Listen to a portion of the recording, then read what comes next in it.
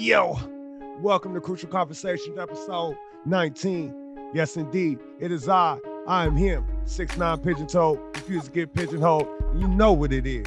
So in this episode of Crucial Conversations, man, I had to reach back, man. I was thinking of some ballers that I knew back in the day that really influenced me.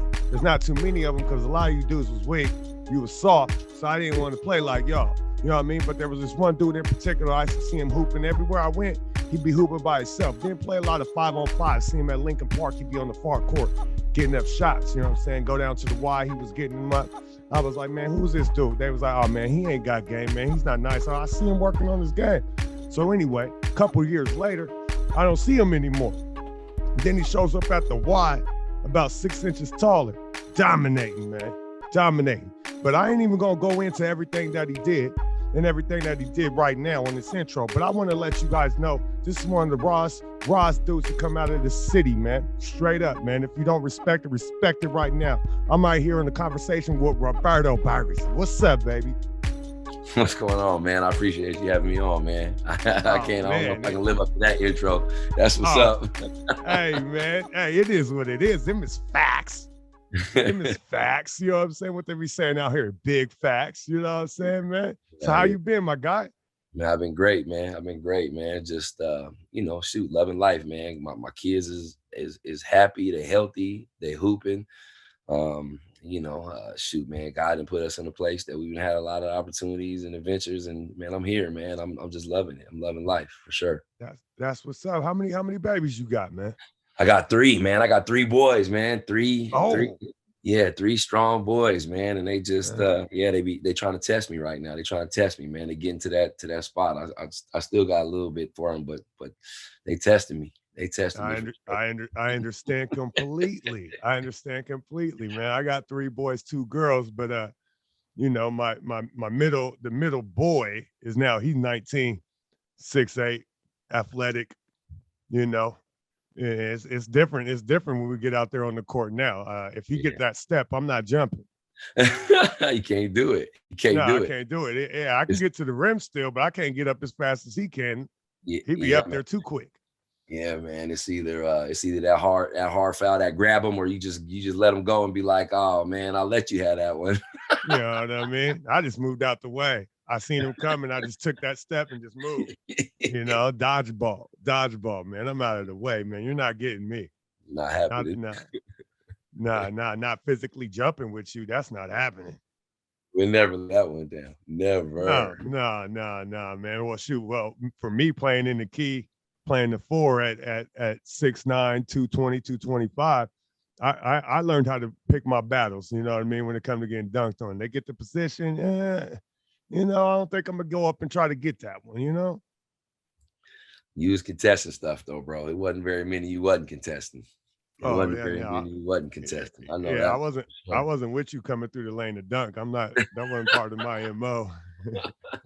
There's many people that wanted to fight after they tried to dunk on me. I was with it. You're just gonna have to fight me.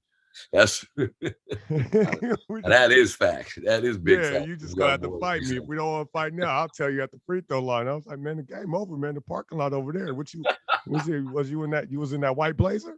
I thought I seen you get out the white blazer, man. I'll meet you right over there. It's all good.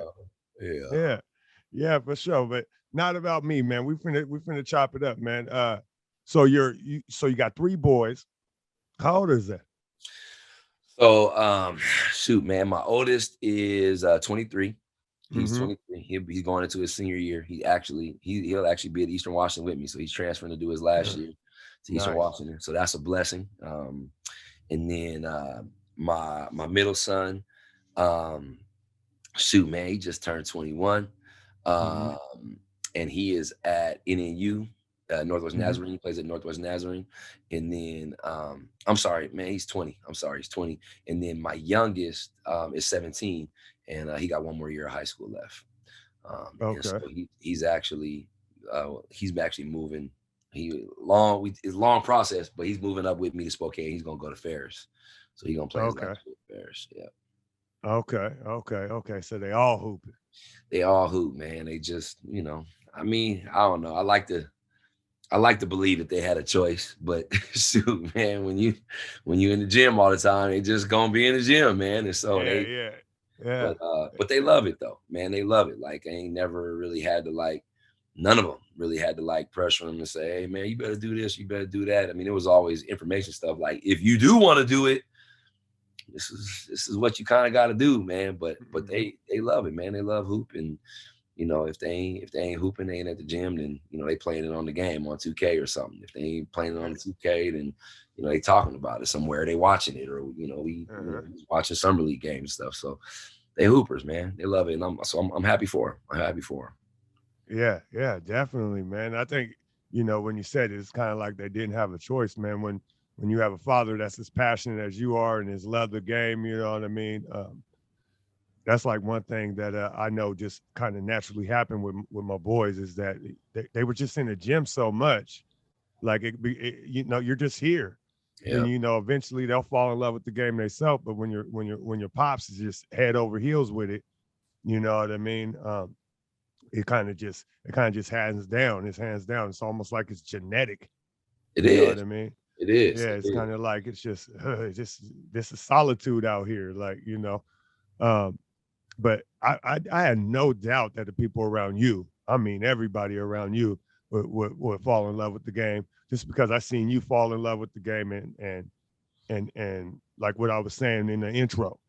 I vividly remember being at Lincoln Park playing 5-on-5 and watching you on the other side just getting up shots, working on footwork.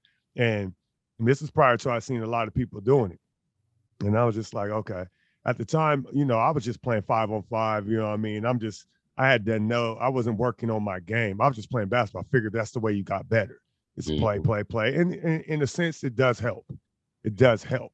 But getting up reps also helps. Getting that muscle memory together, working on your footwork. But I remember you doing that. I remember vividly watching you do that. And then I vividly remember just seeing your game progress. To me, it seemed like it was overnight. But after, yeah, then I start thinking about, okay, wait a minute. I seen him at Lincoln, seen him at the park, seen him down at the Y. One time we was in the open gym over there at Lincoln, he was hooping. I think I've seen this dude everywhere I went to go hoop. He's and he'll play a little 5-on-5. And he's over there working on his game. Aha. Aha. What gave you when did you fall in love with the game? Let me start there. When did you fall in love with basketball, man? Shoot, man, I fell in love with the game when I was young, man. I Mm-hmm. just man, I can't like I don't have a specific, moment that I know Mm-hmm. or a reason why. Because again, man, like I mean, it was probably when we just talked about that in your genes, being in your genes. Like my dad was a hooper, but Uh-huh. I didn't know my dad. I didn't know my dad coming up. Like my grandparents raised me, Mm-hmm. um, but my grandparents wasn't like in the hoop like that, but my uncles were. And so I feel like I must have got it from them, like just like hearing them talk about it. But I remember for me, my earliest, stuff I remember was just, seeing Dr. J, man, like seeing Dr. J on, a commercial or something, or my grandfather talking about Dr. J. And then like then getting whatever, seeing him in ESPN, I mean not ESPN but Sports Illustrated or Jet magazine or whatever, and then just rolling up socks and going upstairs and doing the laundry hamper and jumping from the free throw line pretending I was Dr. J. Like that's like for Uh-huh. me was like my earliest, like I fell in love like at a like young, man, anywhere anytime I could figure out a, like I said, roll up a socks or roll up paper, or we had me and my sister used to play like kickball or whatever. I take that and throw it in a garbage can outside and then that kind of stuff just evolved. That's my earliest remembrance of falling in love with it. And then from there it was just I fell in love, and I would follow my uncles around. My uncle, man, everybody called him Charlie Moe. He's the ones that probably introduced me to like, Lincoln Park and Rice Park and McKinley Park and Wapato. He used to just take me, him and I thought his best friend, Bebe Bolden, like I used to follow them to the Mm-hmm. park. And nobody would let me play because I was too little. So I fell in love with it like at a young age. And then it just from there it was like you said, every park, every boys and girls club, every Y, like if I could find a way and somebody, you know, whether it was on getting on the bus or somebody, or like I said, I could ride with my uncles and them, I would go. And so yeah, like I said, I fell in love at a young age, Yeah, yeah. just wherever the hoop was, man. Andy Nelson dunk hoop, and his dad made a little miniature hoop on his Uh-huh. garage. We'd be there. Billy Wright. I mean, you know, James Neal on the east side, we'd go over and dunk hoop on him. I mean, like anywhere it was hoop. It was like I just wanted to be a part of it. Got a hold of you, grabbed a hold of you. Snatched me quick, man. Snatched me quick and snatched me hard, man. Like Yeah. forever. Yeah, it's understandable. Myself was kind of like that too. I kind of, my dad wasn't around, but he did hoop. My uncle's hoop. My uncle hooped. Billy Bray. He used to go to Rice I Park, and shoot, he man. used to I go know get. exactly what Billy. Yeah, yeah, yeah. And he was a wild boy, and I used to sit there, and my uncle be wilding, and he go to the People Center. And I do remember my first time playing with the adults. They needed one, and he got me in there, and I was scared as hell. Hey, Because I had been watching them, and they had been. I mean, guys is out there. It's physical, and I was a, I was a young pup. I was a young pup, and I just remember. I remember that was my first time running with the adults. Was inside the People Center, man. It was going man, down in there. When that's they had the stage in the back and everything. shoot, man. Trust, man. People centers, man. When they act, shoot, man. Same thing. Like I said, my uncle Charlie Moore used to go in there. Billy used to be in there. Yeah, Bernard Barnes be in there. I yeah, used to just yeah. be watching, man. And then as I got older, and like you said, they let us play, man. Then they had the pro-am in there. Like once we got Mm-hmm. older, they did the pro-am a couple times in there. Yeah. That was the People Center was right down the street from the.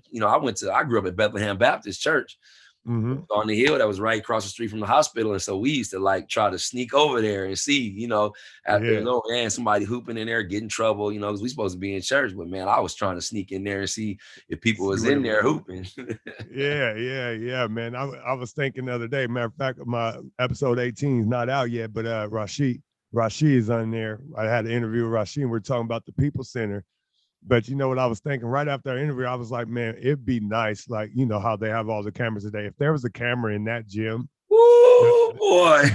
back in them days, there was some ball being played. It was real in there. It was some It was ball. real.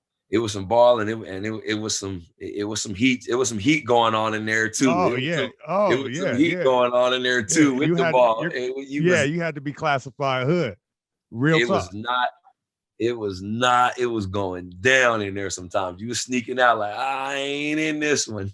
Yeah, yeah, yeah. It's gonna happen. It's gonna happen in there. Yeah, for sure, man. So that'd have been Nah, interesting. I was thinking about that though. Uh yeah, man. That was some stuff, boy. live, man. So what's up? Let's get into this. Let's get in. So how'd you end up in your high school career? So where'd you start off at? You didn't start out at Decatur, did you? No, I went to Lincoln my freshman year. And so, Okay. you was kind of talking about the whole like process of like learning how to play. Dante, we like cut from the same cloth. I was the same as me. I just hooped, man. Like you said, we just went to the park, went to Pearl Street Y, Lakewood Y, downtown Y, and you just hooped. Yeah. And that's what we thought was good. I mean, shoot, I used to go to Stewart Open Gym and play Eddie McLean one-on-one and just get whooped that's because the older dudes wouldn't let us play, and then go to Baker. I mean, you just hooped. And like, I mean, I wasn't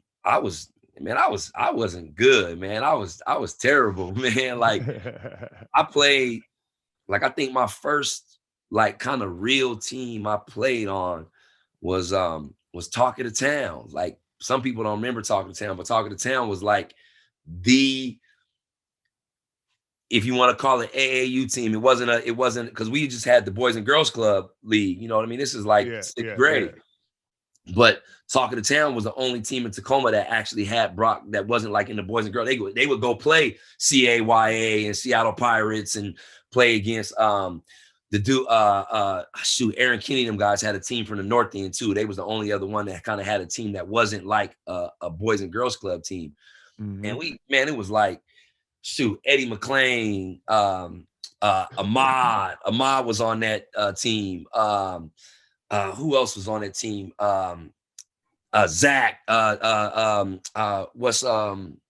Zach Payton, like Okay. all of these dudes that was like way, way better than me. And I got on the team just because my best friend's dad was the coach and we went to church with him. Tierra Leach's dad was a coach.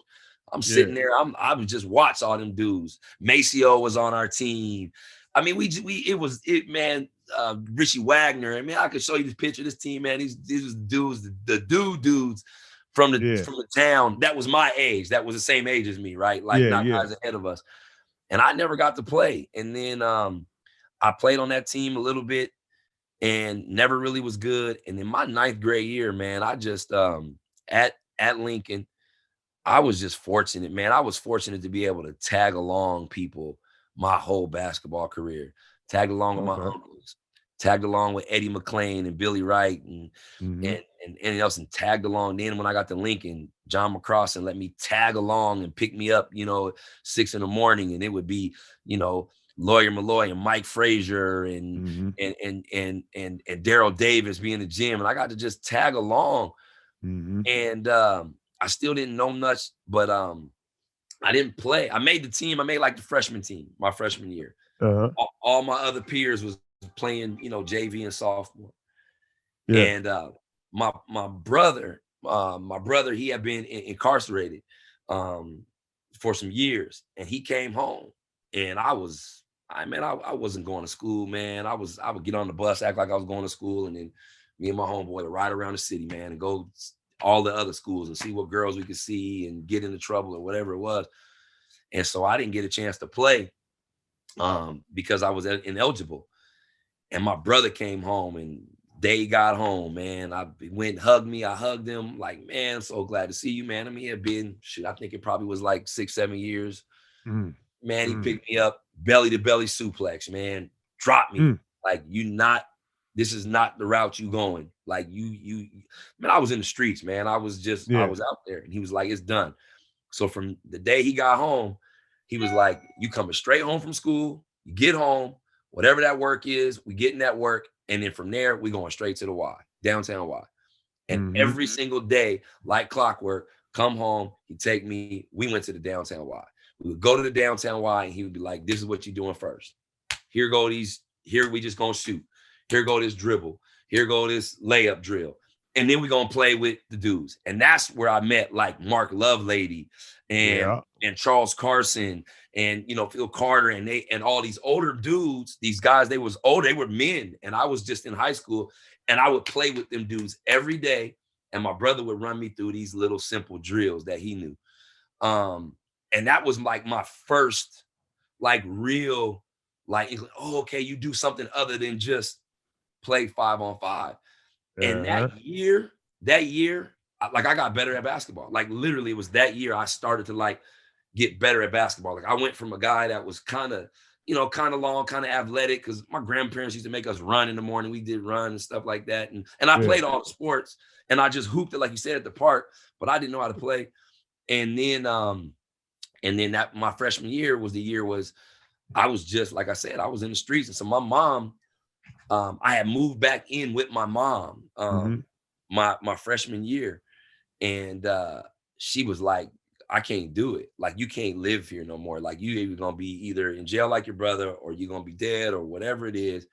We got to get you out of here. And so she was like, we moving. And I didn't know where we were going to move to. And we ended up just going to Federal Way. And we moved to Federal Way. And man, we moved to Federal Way. And I met Ed Boyce, Coach Ed Boyce, through John McCrossin, who was at Lincoln. He's the one like, man, go there. Met him. And from there, that's when it really, really hit me. Like, he started teaching me really how to work, and really how to work on your game, and really what to do. And then from there, then it just all changed for me. Like, I started to kind of put the stuff together. I was still hooping. I still came to late night every single Friday. I would go and I would go and stay at my grandma's house, right on 40th Pacific, that's still there, and go to late night. And, Anthony Andrusek be down there, wouldn't have a place to go stay that night. Come on, man, you can come stay, sleep on the couch at my grandpa's, and I'll take you, whatever, because we get out of there at 2 a.m. Bro, people don't realize late night at that time wasn't nothing like it ever. Man, it was And live, nothing man. like it in ever. Yeah, We it was we going down. we was in there. It was hoopers, and we had fans. Like we Yeah, had up fans, on the man. things around, standing there Oh, watching, just people watching the game from up top, people oh, all in the doorway, both courts running, and then eventually when all the less fortunate dudes, after they got ran out the gym, when it got later and it's like 12:30 going on 1, then you have the full court going the long way. real Man, come hoopers, on, the man, real real hoop, only hoopers. the real hoopers left. All the bums is out of here. We're getting it in, man. Man, We're getting it in, man. that was the best. So that was like I said, that was kind of my transition into, like you said, just kind of knowing how to like really get better. Mhm. Mhm. Get better at my game. But I think it was a good like mesh. I think like even I'll be talking to a lot of people nowadays. I think there's a lot of kids that like when we were growing up, we only knew how to hoop. We didn't know like how to work on our game. It Yeah, was just yeah. hoop. Now I think it's starting to kind of it went the other way. Like it's a bunch of kids Far that all they it went do is too just far. do. It got to be a trainer with them. It got to be individual, and they don't just go hoop. They don't just play 1-on-1. They don't just go get the 5-on-5 because it got to be somebody structuring it for them. You got to Yeah, find that balance, man. So yeah. they got to get back to just, and that was the fun. Like, man, I didn't want to just go in there and work on my game and just sit down. I didn't like it. I just Yeah, learned yeah. that it was helping me. I wanted to do hoop. Mhm, mhm. Yeah, definitely, man. Definitely. Yeah. Shoot, I think that's like one of my you know what I'm saying, when I think about you, like when I was talking about it, like your influence over me was at that downtown Y, because I was part of that group that was getting put off, and I was like, man, I'm trying to run with the dudes. So I was trying to work on my game until I got there. And I remember vividly, um there was a time where you were already gone. You were in college, and I was playing. I think it was my senior year, and I Uh, was just livid and frustrated because they were just hacking me for like uh, hours. Like everybody's fouling me, and I'm getting it. And I'm trying to keep my cool because there was the younger kids, the middle school kids, be sitting there watching too. yeah, So I'm yeah. like, man, and they're like, oh, that's Dontay Harris. So I'm trying not to wild out, you know what I'm saying, and thug it out. But I'm just frustrated, and I was like, I'm cussing. I walked past you. He was like, Dante. I was like, what's up, man? He was like, I was like, man. He was like, what's up? He was like, what's up? I was like, man, they are hacking. He was like, I was like, they found me every time I go to the hole. And he was like, what else they supposed to do? And I looked at you. I was like, what? He was like, they can't guard you. They're gonna foul. Live with it. You gotta play through all that. And that was it. Right there, it clicked in my head. That's tough. I stopped calling fouls. I stopped, like, people would get mad because I wouldn't call fouls after that. Like, now I go to the hole, they smack me in my face. I grab the ball, lay it up. That's tough. That's They're tough. like, what? And I'm just looking at them like, ugh. Then I start, but that was like right in that was in the time frame. I think I was going into my senior year. It was a Yeah, summer going into my senior year. yeah, Cause and then but that was also kind of like how you were saying, it kind of clicked. You was in ninth grade, then you moved further away, and it was the timing of the coaching and him bringing things together for you. yeah, And see, that was the same thing with me. I was all I was doing is hooping. I loved the game. I fell in love with it early. yeah, I was a runaway, so I run away from the foster home. The one thing I would take is the yeah, basketball. yeah, yeah, And people was like, well, why were you so tall and had that handle? Your handle was like weird, unorthodox, but people weren't taking the ball. I was like, because I ran away with a basketball since I was yeah, like 8 years old. yeah. So if I'm running away and all I got is a ball, I'm just dribbling the ball, trying to find somewhere to live. I'm just, Hey, you know what I'm saying? But what happened was going, I got cut my freshman year, cut my sophomore year. My mhm. junior year, I was in the middle of a growth spurt, and Drink Wine, Coach Drink Wine, Drink. He actually cut me in 8th grade when I was at Spanaway Junior High because Wow. he said I was too cocky. But hey, look, man, I was a big, huge, still am a huge Magic Johnson fan. Yeah, So all I wanted, I just couldn't, I just hated making regular passes, you know what I'm saying? So yeah, I yeah, was yeah, out yeah, there at the tryouts, just, yeah. pointing at dudes, got him. You know what I'm saying? I'm doing all that, man. He cut me. So anyway, he sees he's at Mount Homa now. I'm my junior year, and he's like, man, you trying out? I was like, no. You know what I'm saying? I'm in there in my t-shirt, you know what I'm saying? The gray Dickies, you know what I'm saying? The G Nikes. I'm like, man, it's a wrap. You know, Yeah. basketball, mentally for me, I'm already on some other stuff. And he was like, nah, you come to tryouts. So I go to tryouts. And the varsity coach tells me, if you want to play, you got to play in the post and you're going to be on JV as a junior. Mm-hmm. And I'm like, well, I got cut 2 years in a row. Do I really want to play? Man, my brother, Jonathan, was a freshman and all his crew and my dudes was all there. So I was like, man, it'll be fun. JV's about to be hard. You know what I'm saying? So I was like, yeah, I'm going to play. Let's so go. I played. They end up swinging me, but I never played varsity. I played 1 quarter varsity my junior year. Uh-huh. So, but during this time, the JV went 20-0, and I'm playing with my guys. And then my love for the game, I already loved the game, but at that point, I was like, I think I can do this. Like these guys really aren't that much better than me.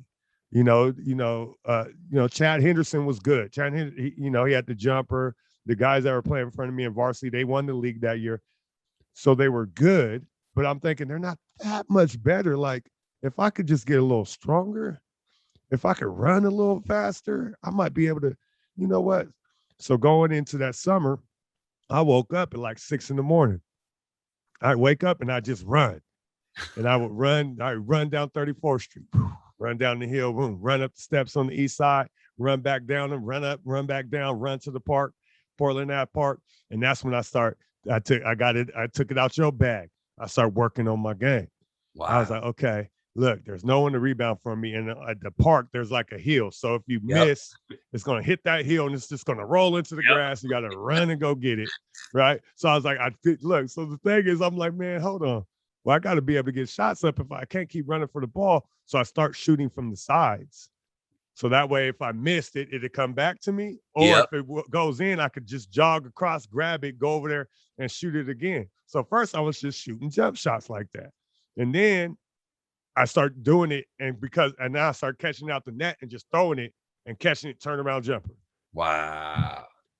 So all of a sudden I got a turnaround jumper baseline. I got to move in my arsenal now, right? I don't know how to play in the post, but I got a turnaround jumper. Got one.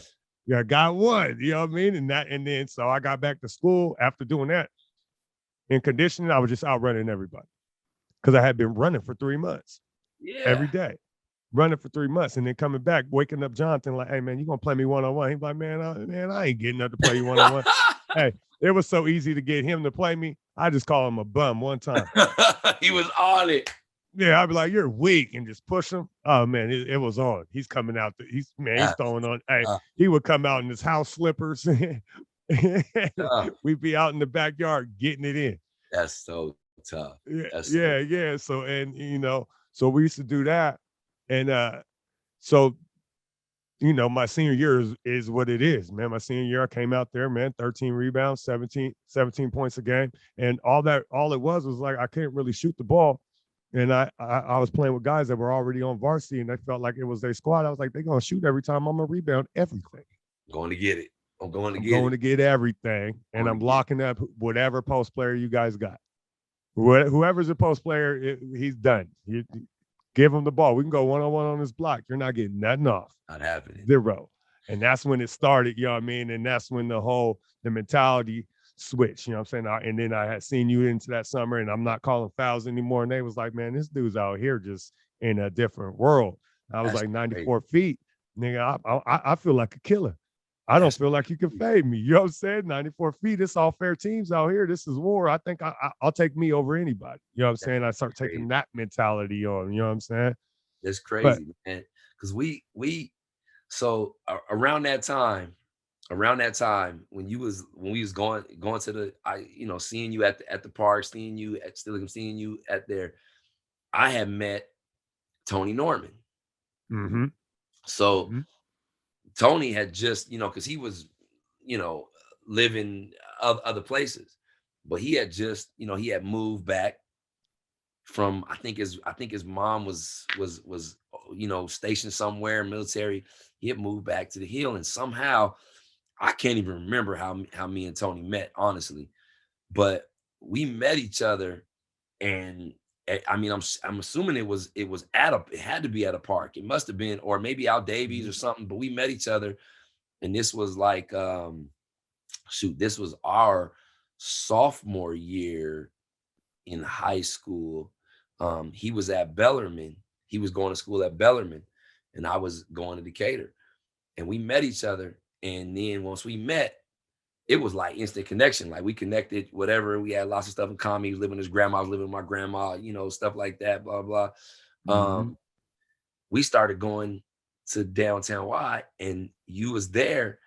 And we used to talk about, like, I mean, obviously we had some dudes that was like, for me, there was a lot of older guys that I used to look up to, but they were like older. So they were like out there. But I had some guys that was like a year or 2 years older than me that I used to look up to. Like that was it was my measuring stick. So Ren was my measuring stick. Yeah. If I could get to be as good as Renzo, or if I could beat Renzo, like I'm good. Like Renzo was one of my measuring sticks, and he used to be down there all the time, right? But me and T Norm used to go down there, and we used to talk about you like this. We used to talk about you like, man, that kid. We used to say stuff like, we used to be like, man, when he learn how to shoot and dribble, he gonna be nice. Cause you just be like, play hard, just activity, play hard. And so the thing that you was just talking about when, about the fouling, I remember it was like a sign of respect. I got that from Tony Norman, because he and I were both Charles Barkley fans.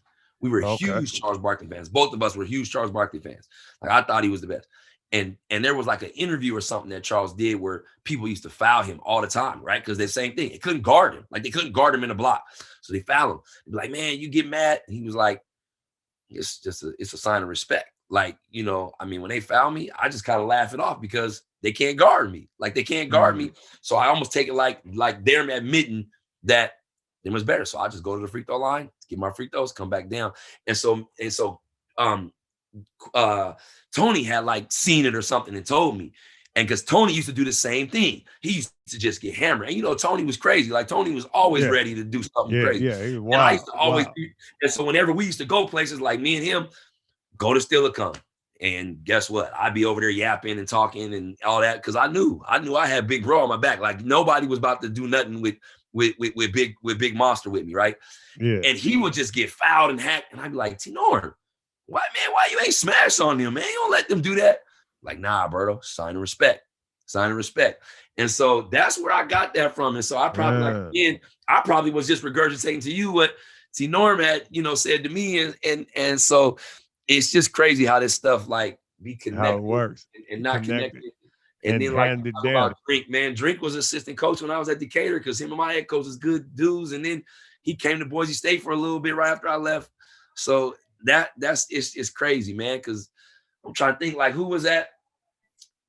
Man, I'm trying to think who was before Drink or after Drink. I don't know, but man, like all that stuff just be a blur a little bit. But it's crazy how that stuff just be connected, bro. Like it's definitely. It's basketball, an amazing thing, man. It's a powerful thing, man. Yeah, I remember like when I was at San Jose City, Boise was recruiting me, and you were there, and it was your senior year, and I was really debating. I was like, man, Berto was in there, saying he was getting it off. I'm saying? I might be able to go there and get it popping, you know what I mean? But I do remember that was the only thing I was thinking about when they were recruiting me. I was like, Berto went there. I might go there just because Berto went there, and it's a town thing. But I ended up going to Drake or whatever, you know what I'm saying? But not whatever, crazy. But I ended up at Drake. If you would have went to Boise State, this whole story probably would have been a whole different story. If you would have ended up going to Boise State, you'd have been there at the same time with Q, and it might have been a whole different story than where we're at right now. Yeah, I mean, that shows you how close, like all these decisions and stuff that happens in our life is 2 seconds away from going a different direction if something different happened. Yeah. So that would have been game changing, right? That would have changed a lot. That would have changed a lot more than just basketball. Yeah, definitely. I was close. I remember playing in a championship game, and Coach Boyce was sitting front row, literally having conversation while I was playing. He was like, Dontay, hey, you got to start hitting him with the 17-footer to double you on the block. Wow. You know what I'm saying? Because he was talking to me, because he was Drink's dude. So he was talking to me. It was easy easy for him to communicate with me because he sounded just like Drink. So when he's talking, I'm hearing him. Yeah. Yeah, I got you, coach. Yeah, hold on. That's tough. Wop, I got you. You know what I mean? That's tough. Yeah. I remember. Yeah, shoot, that was the game. Yeah, I shot the. We was down by 1. I shot the 17-footer at the jumper, and that joint rattled out. Yeah. Oh, I was hurt. Man. It's crazy how you remember those ones more than you remember the ones that you won, right? Like, I was so mad about that one. I was destroyed. I don't think I even got on the bus after that. I think I walked back to the hotel. I didn't talk to nobody. I walked. I was so mad because, at that point, I'm from the town. I'm just trying to get D1. So I'm thinking the more I win, I'm D1. Yeah. And then I was getting D1 letters, but you know how it be. You know what I'm saying? You're getting, just because you got a letter, you ain't got no offer on the table. It don't mean nothing. I got, you know what I'm saying? I'm getting letters from all the big names. I'm talking about Cincinnati, St. John's, you know what I'm saying? All these big schools. But I didn't get no offer. I was like, man, if I, you know what I mean? I started winning and I started killing even more. So I was just determined. You know what I'm saying? But I remember missing that shot and just like, damn, that was my opportunity to win, a JUCO championship. Yep. You know what I'm saying? With the buzzer? Come on. I would have been on fire. That was the you know what I'm saying? I was like, damn. Woke up the next day and went running. Yeah. But see, but that's the thing though. It wasn't like that wasn't actually real. Like coaches wasn't going not sign you off of that one shot, but that one shot drove you to make sure that you did get there because it just drove you to get better. It's crazy you talking about them letter stuff. I was just talking to somebody about this yesterday. When we was coming up during that recruiting process, that's what it was, right? It was them letters. You got them letters, and that was interesting. Everybody was like, oh, I got a letter from such and such. And it really didn't really mean nothing but just a letter, right? For us, it was like, once you got that offer, you knew it was legit. Yeah. But now the recruiting game has changed so much. Offers don't even mean that. Offers is like letters for us. Like, they just, it's just random, man. It's random. Like, it really don't mean nothing until you get that paperwork. Not until that paperwork is delivered to your house or whatever it is, does that really mean? And see, to be honest with you, that might not even be it, man. People don't know this.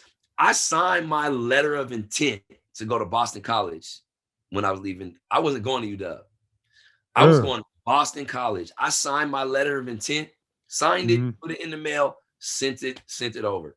A couple hours later, I get a call from the assistant coach at Boston College saying, man, sorry, Roberto, we can't honor your letter of intent.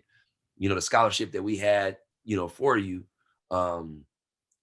is not valid anymore. I'm like, man, what you mean? It was like, well, there's a player from our there's a local player that he's a top 5 player in the nation. We didn't think we had any chance of getting him. He was about to go to Duke or whatever it is. We didn't think we had no chance. So, we had offered you or whatever. He just committed to us today. So that's your spot, man. Sorry about it. Blah, blah, blah, blah. It was Chris Herron. Oh. What can you say? Well, I mean, at that time, I wasn't like aware of I was aware a little bit. Like I knew who Randy Livingston was. You know what I'm saying? There are certain guys though. Yeah. I mean, I knew the West Coast, man. I knew Jelani Gardner. I knew Ricky Price. Obviously me and Mike D was like this. So, he was Oma Givens was, but I didn't know like everybody because we only did Long Beach and in Phoenix BCI back then. So that was my only, and then it wasn't like today. You didn't have, the only thing that was like, maybe Street and Smith basketball might have a list of names on it or something like that. Yeah. I didn't know Chris Herron back then, but then after time went on and I was hooping and me and Chris connected at, the pre-draft camp and we did a bunch of stuff in Europe. Then I realized who he was and the significance of why I lost out on that scholarship to him. And it makes sense. So, but shoot, man, if that's what my point was, man, that stuff ain't real, man, until you get on campus, man. Like, so it's crazy. It's a wild business, man. And then they got, they get those coaches. What they do, the letters don't even come in like that no more. What they do, they get on Instagram and follow them on Instagram. Yeah, I mean, I'm like, well, that's a little weird, but that's still strange to me. But that's what they do. Oh, what's right? Won't you want coach follow me on Instagram today? Yes. After seeing me playing the tournament, I'm like, that's all all it means. right. That mean everything to them, man. Yeah, but they beaming like when we used to get the letter. That's exactly what such and such follow me. Hey man, they Yeah. followed me. Yeah, they did. That's exactly what it is. It's That's like the getting letter. the letter. I was like, okay, because I had to think about it. First. I was like, man, that's strange, man. He's all on your gram like that, man. What kind of weird stuff? And then I started thinking about it. I was like, well, that's the new letter right there. It is. It's the new and letter. They can do it right there on their phone while they watching you play. Like, hold on, man, let me search his name. And then that's why these young boys, you see their Instagram, when you go check out the young hoopers Instagram, they'll have like 3 or 4 pictures. That's about it. You know what I'm saying? The ones that are smart. The ones that are smart. The ones that are smart. Yep. Yeah, hey man, kids out there, man. If you got wilding on your Instagram, you need to calm that down, man. Put a couple pictures of you hooping, some family things that you're interested in, and leave it alone, man. Don't be going live. None of that. You got it from here. Crucial. All right. So Got it from Dontay, and I'm co-signing. I'm a college recruiter. The first thing we do is go to your Instagram, go to your Twitter, go to whatever. We just trying to see what's out there, man. You telling us everything, man. Yeah, you be telling all your business. All your business, man. All your business. That's what's like my son's Instagram is hilarious. Like there ain't nothing on there. He got like 5 pictures, man. And maybe not even that. I think he only has like 1 or 2 pictures, and then like he does video editing, and you know what I mean. So he got a couple of those up there. He did one of Jordan. That's hard though. He got one of Jordan. I don't know. His editing game is something different. You know what I'm saying? He's been doing it for a while. He'd be on his computer. It'd be flipping like when the hi-hats hit and. I'd be like, man, man, his mind works, his mind worked different, but he's always been that way. But but he got his stuff together on there, man. And my younger boy got the same thing. My daughter, you know what I'm saying? So they're all athletes, and their Instagram is plain as hell. Hey, they got good advice, man. They got good advice, man. Oh man, yeah, I've been upside their head, man. Went upside their head. Could you imagine what we'd have been, where we'd have been if we had Instagram, man, when we was that young? I know for me, I don't know about you, Dontay, but I know for me, I was wild when I was young, man. I was craving for that attention. My Instagram, I'd have been in trouble. Yeah. That's why they didn't give it to him yet, because dudes like us would have been wilding. He was not ready for that, especially because you got to think both of us running from. We cut from that cloth where there, you kind of was out there on your own. I mean, you had your grandparents, but you kind of was out there to where you could do whatever. And I got it on my phone, man. I'd have been Instagramming and videotaping everything, man. I'd have been doing way too much. I'd have been in all kind of trouble trying to get it erased. I'd have been my age right now trying to get it erased from the internet. We would not be here. We would not be sitting here having this conversation, talking right now about, oh no, how good our family is and how well we done. I guarantee you that we'd have been under. It had us under we'd have been under the building, bro. They're like, we ain't letting these dudes out nowhere, but they didn't have it, and we survived it and learned from it. And we grown now out here putting it down. So. You spoke a little bit about it right there. You're a college recruit, man. How does that let me get some insight. How does that work? So are you actually looking at videos? COVID kind of messed up, so you can't go in the gym. So what do you do? What's your process of finding guys to come to the school? You just, again, I think it's different. I can imagine how hard it was for them college coaches back then. For us now, it's out there, man. Like, it's out there. Like, social media and everything make it easy, man. You can go on social media and be like, oh, they talking about this kid. Okay, let me go watch him. Let me pull up his video. Let me go. And then if I pull up his video, let me go see him in person. So I think that's a lot of it. But I think more than anything, it's just being around the game. Like, I know for me, after I graduated high school and after I left UW, Obviously I went, 4 different JUCOs and ended up at Boise State. But from then, like I always still just, watched or listened or stayed in contact with people from the Northwest about basketball. So I Mm-hmm. always was like still talking, to Drink or Andy Nelson or the boys, Brian Boyd, would always keep me, up to date on what's going on. And I would, try to catch a game if I could, even when I was overseas.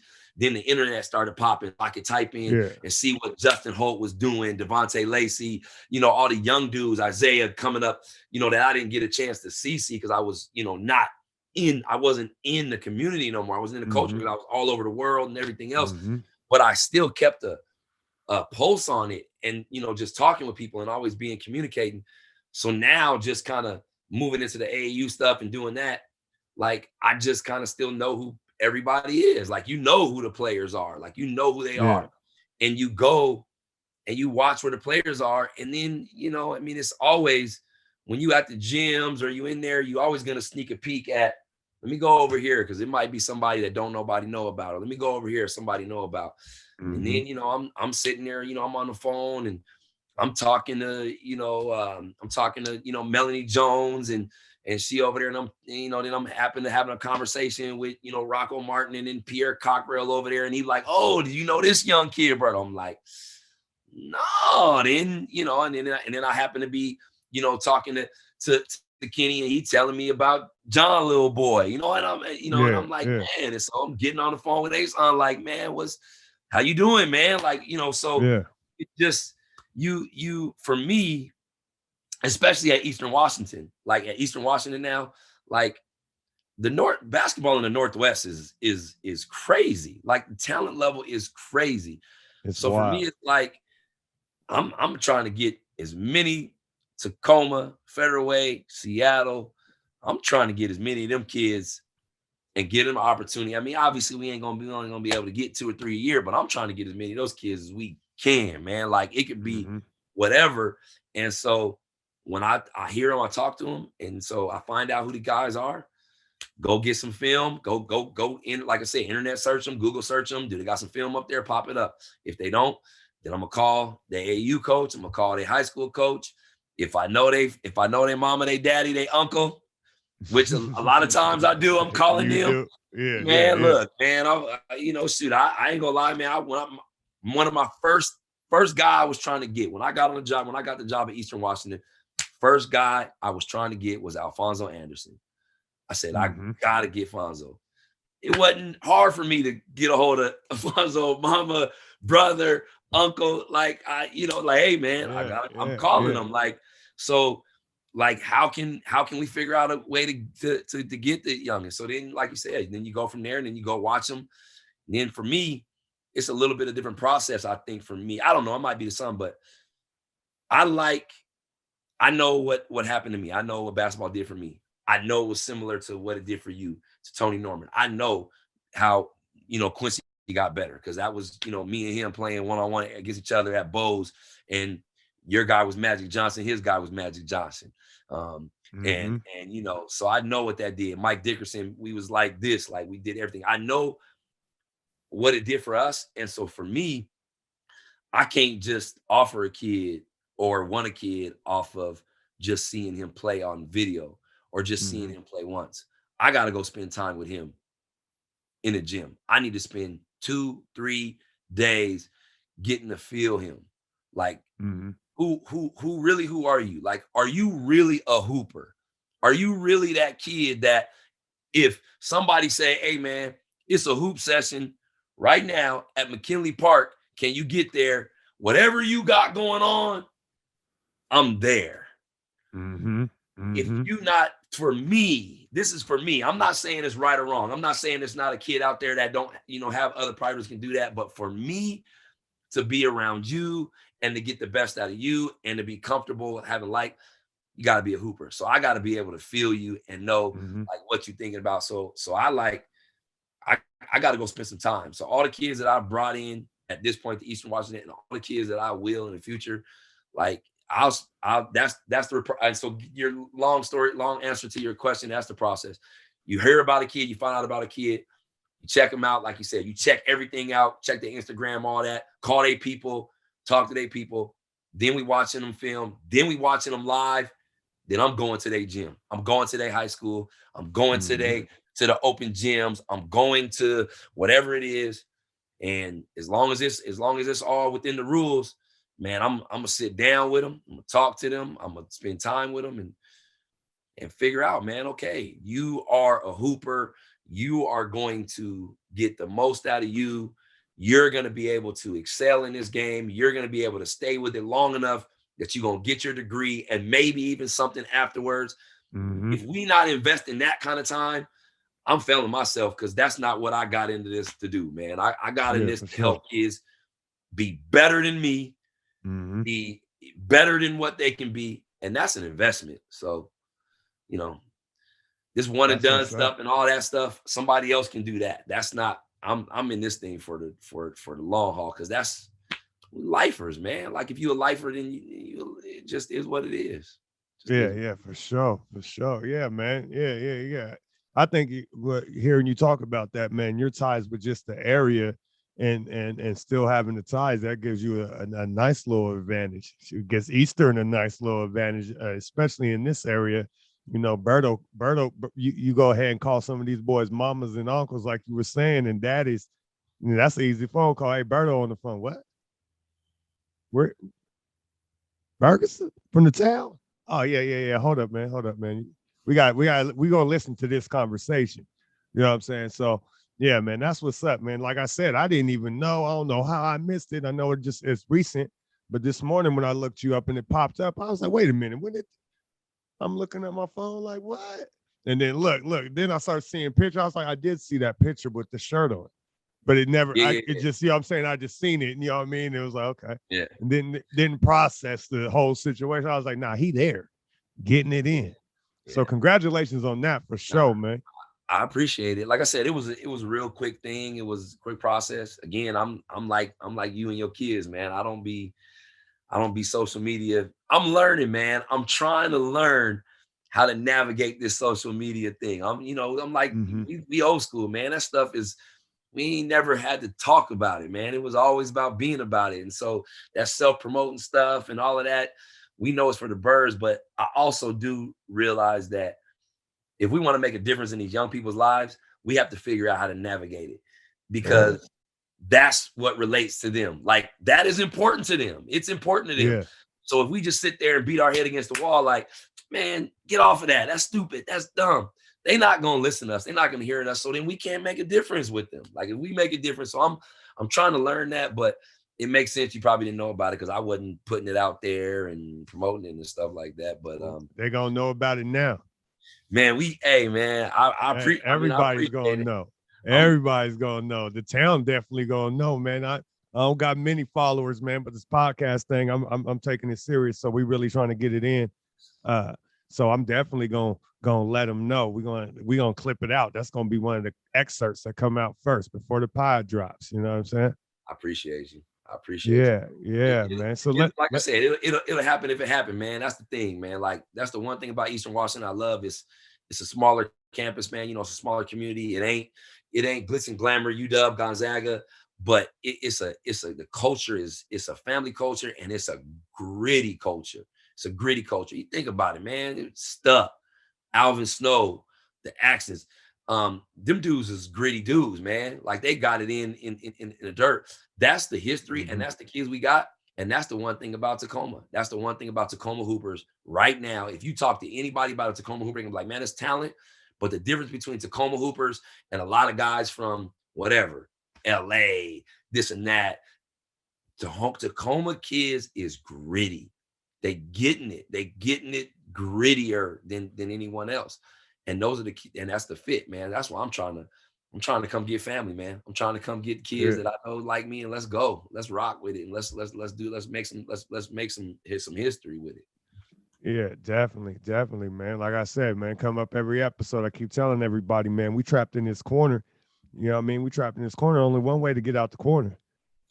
Only one way to get out the corner, man. You trapped in the corner. Only one way to get out. You got to fight, man. You got Gotta to get fight out. scrappy.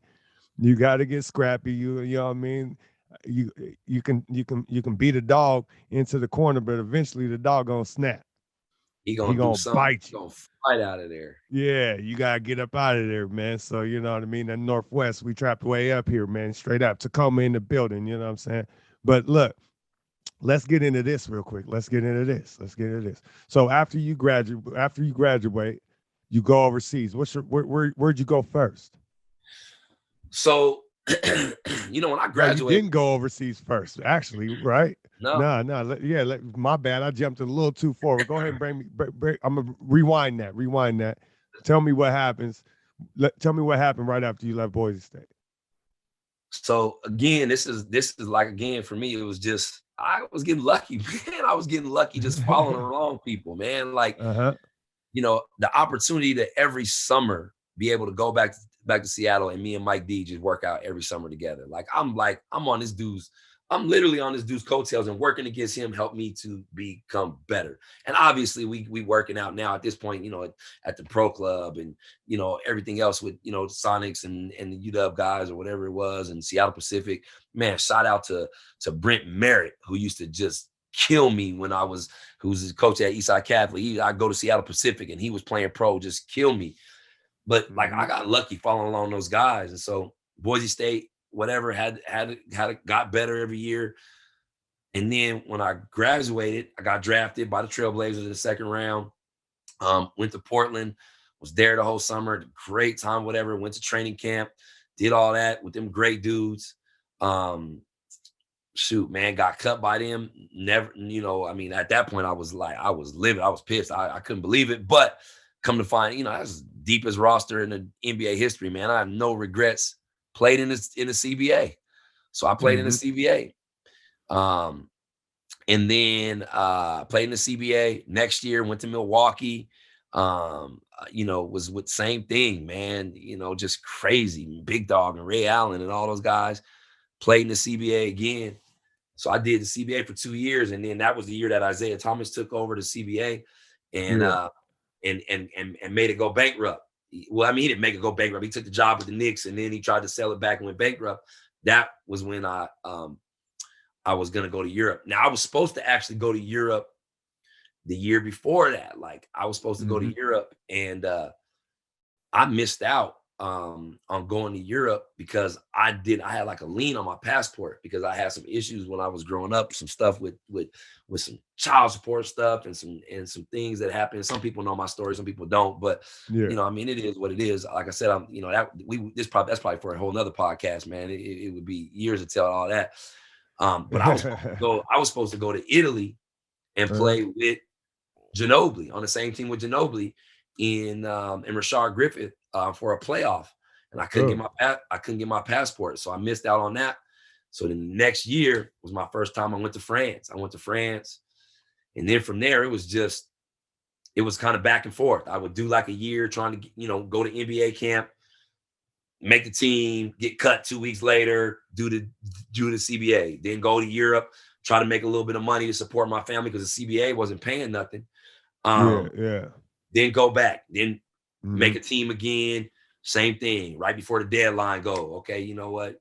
Not playing no games or whatever, you cut, go back, D-League.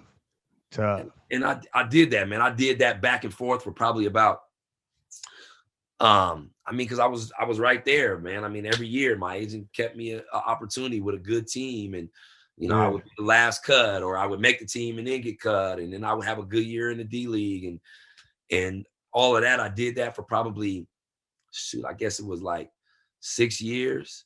And then it was like, man, it just, I had 3 kids by then. I was like, man, I got to start solidifying some stuff. So I went to Europe, and I was like, I'm just going to stay here and really, really stack my chips, man. The NBA deal was great. I gave it a shot. I gave it a chance. Went to Europe and absolutely just changed my life, bro. Like being there and seeing a different part of the world and seeing different people, it taught me so much about myself that it was absolutely crazy. And then So I did one more time, one more year. I was like, man, I think I was like 20, I think I was like 20, 28, I believe. And I still had some pop to me. And I said, I'm gonna give the NBA one more chance. I'm gonna give it one more chance. If I can make a team, I'll make a team. Came back, played with the Stampede 1 year, had a hell of a year. Ended up getting like 2 48-hour call-ups. They used to do these 48-hour call-ups. They bring you in for 48 hours. Yeah. Basically 2 workouts. If you good enough, they keep you. You don't. Shoot, I was in there with 2 other guys, man. There's 3 of us, and whoever played the best, you getting that deal. Shoot, I ended up getting 2 of those. Didn't make either one of them. So after that, I was like, okay, I'm gonna just go back to overseas for the rest of my, just play, enjoy doing it, make some money, enjoy some of the world, come back. And then I ended up, like, my last 2 years, I just started having some separation. My kids couldn't come all the time because we would go places that didn't have schools. My wife they were getting too old for my wife to really homeschool them like she wanted to. So they was going back and forth. So we would be away from each other 4 months at a time, 5 months at a time. And I just was like, man, I told myself when I was coming up, my grandparents saved my life, man. I love my grandparents to death, but not really having my father around and everybody else being in place for him, I was like, man, I'm gonna be in my kid's life. Like, I'm gonna be in my kid's life. I'm never gonna not be there. And it just was like, I'm spending too much time away from him during these like really, really important developmental years. So I just told my wife, I'm like, man, I'm gonna just come back. And if I can play for the Stampede and they let me play, even if I don't make a lot of money, we just gonna do that, man. We gotta sacrifice this for what it is. So I came back, I played my last 3 years, turned down big contracts just to, like I said, make decisions for our family. Played my last 3 years and then finally ended up saying, like, man, I'm putting too much time into my kids, and that was that. And so then I started doing the AU stuff, the training and camps and stuff like that, because that's what my kids was doing. My kids was doing it, so we in the gym, so I'm doing it. And then and then the Boise community they needed it. Like, me and my wife, we would always just back and forth. My wife's family is from Puyallup. She's from Puyallup. She went to Puyallup High School. Okay.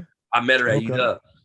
And we was like, man, should we move back home? It was like, man, I just want to get back home. Like, I want to get back home. It's stuff there for us. We can go back family and give back. But the community in Boise just needed us, man. Like, they needed it. They needed the hoop culture, but they also needed, there was some kids out here that I had like developed relationship with that just needed me. And so we stayed. And when we stayed, they embraced us and they loved us. And so we never left. And then, like, we still ain't leaving, but this course now that's taking me into this college basketball is obviously we're moving to Spokane, but we keeping our house here, man. We keeping our roots here. The people just been good with us. The community's been good with us. We've been good with it. So it's like, okay, how can we figure out a way to touch, some other parts? But, we've done our time here. This season kind of changed. God is leading us to a different direction, but it's just been too good. So that's where we at, man. That's kind of what that role was. Yeah, man. That's what's up, man. I hear you, you know what I mean? And when people ask me every now and then, they be like, man, why didn't you make it? That's like a question to the NBA. That's one of those questions people that didn't really play the game or go hard like that. That question is, I was like, you don't even understand the elite. You don't even know what elite is. You see basketball, but there's so many different levels. But to hear your story on, you actually being the cap, making the team, being the last guy cut, going back, playing in this CBA, then going overseas and coming back and doing it again and again and again, just it goes to show, man, your fortitude and your love for the game, of even the fact that which is similar to me, when you're turning down the contracts to stay at home with your family, but there was a team for you to play that was local, that was similar to my situation too. I wasn't, the tier that you were on was not the same tier I was on when I was done playing. I was mid-level overseas guy, but I could get money. It was more money than I would make if I was just sitting at home working. Yeah. You know what I mean? So I actually start making a decision. I start turning down contracts. I turned down Japan. I turned down Brazil, because I wanted to stay home with my kids, because I always wanted to be around for those little things for my children to grow up. I mean, I was in Luxembourg when my son turned 1, who's now 17, and I Wow. was crushed. I was crushed just because it was a couple months. It was a couple months where I hadn't seen him, and that was right when video. You can get a little video, Yahoo video going, and so I could see him, and it was his birthday, and I was just crushed. Like, what am I doing? You know what I mean? Like, it just hit me. Like, I didn't have parents. I mean, I had parents. They weren't around. I always was mad at that situation, and it was the fact that I was like, you know what is okay? I love the game. I love playing, but what am I doing way over here? And I'm doing the math on my money. I was like, man, I can't make as much at home, but if I grind, I might be able to figure that part out. Yeah. So I came home. I mean, I came home for the Christmas visit. I was only supposed to be home for 2 weeks. I never went back. I called the coach. I was like, look, man, Can't I do it. can't do it. I can't do it. I gotta stay home with the family. And my boys is getting older. My daughter, I can't be going back and forth and not being here to raise my babies. So I started. So when I kind of like when you said that about you making a decision to be at the house, play, but be with your kids. It hit home for me because when I did that, I remember being heartbroken because it was like, okay, is my dream is a wrap. You're like, is it a wrap? Is it over? And it's like, I got to deal with that personally. But what's more important? Then I realized my dream is my dream had changed. It had shifted in my Yeah. mind. It had shifted. My dream is now my children's dreams. It changed. Yes. Mental, I mean, hold on. I don't really I'm good with that. I can And so it was easier for me to let that go. So when people ask me why didn't you make an NBA, I never really thought about it. I just, hey man, I wasn't good enough. You know what I mean? It just is Yeah. what it And is. that's the rea Yeah. and The that's the reality, I reality. wasn't good enough. Yeah, I was better than you. I was better than a lot of people. I was good at what I did. I was like, it didn't line up for me. There were situations where it didn't line up for me. 6'8", 225, be able to run the floor and rebound in my day and age was not going to get you to the league. You playing the 4, but now that's a whole different size thing. Now the forwards are 6'9", 225, run the floor, just catch, dunk, defend the 3 and the 4. Yep. I was that structured, but that was 20 years ago when Yep. I was that structured. They said I was too small because them guys that was playing power forward would have bullied What the hell out of me. was goons? Like they don't Yeah, have them goons no more. Them yeah, goons them don't go exist no man. more. But that's what they wanted then. Like, They right? wanted it. You got to be a goon at the 4. You had to be a straight goon. It's crazy. It's crazy that like the stuff that you're saying is like so refreshing because it's the same. Like, whereas like people ask me all the time about the same thing. It was like, look, the fact of the matter is I can come here and I can say as much as I want to, this happened or this guy or this, blah, blah, blah, blah, blah. I wasn't good enough. I just wasn't good enough. And I'm not here to like knock anybody else's choice or decision because, like you said, there was that moment. Like I was obsessed. Like I was obsessed with being at every single open gym, every single run. Anytime I could hoop, I could hoop. I was obsessed with it. And when like you said, the same thing, when I had my kids and my kids started getting older and I started thinking more about every day, my thought process was, how can I make them better versus how can I make myself better? I knew that's what it was. And that was a decision. That was a decision to be made. And it was a choice to be made. And again, that is a direct reason why maybe again, I wasn't good enough because I wasn't willing to make that sacrifice. I wasn't willing to sacrifice my time, whatever it was, with my kids and my family in order for me to get to whatever we want to say this was. Yeah. And at the end of the day, like I would have somebody might be different and have a different perspective. And that's fair. Like, I don't like, you ain't wrong. I ain't right. It's just our perspective. At the end of the day, people ask me all the time, man, you mad? You wouldn't? I was like, listen, number one, I was not ready for the NBA at that point. Not from a basketball standpoint, but if I would have played 7 years, 8 years in the NBA and been in the NBA on a team and made all that money and did that and had all this, I was not I was not a strong enough person to be able to be where I am. Like God made that decision happen to save my life. I'm in this. I'm 25 years in with my wife right now. I just honestly, I don't know if I could say that would have happened in NBA. Same I here. got I Same got here. 3 kids, man. I didn't give it back to communities. I didn't help people. I've grown myself because of overseas, because of what I Yeah. witnessed there. So it happened for a reason, and I would not change any of it for the world. But the reality is the reality, man. And like I'm glad to hear. So I'm glad to hear someone else say that, be similar. It's refreshing. Realize that.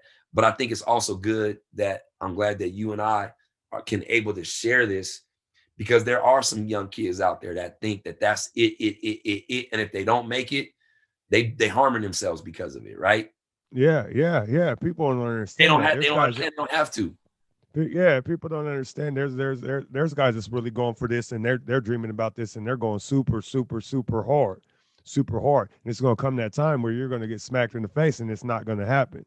Then what do you do? Mhm, You know what I mhm, mean? But people aren't to push yourself that hard at a goal for years. I mean, mhm. for years.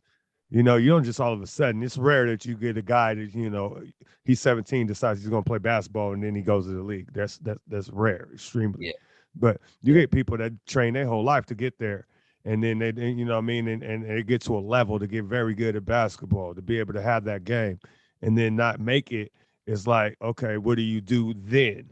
There's other options.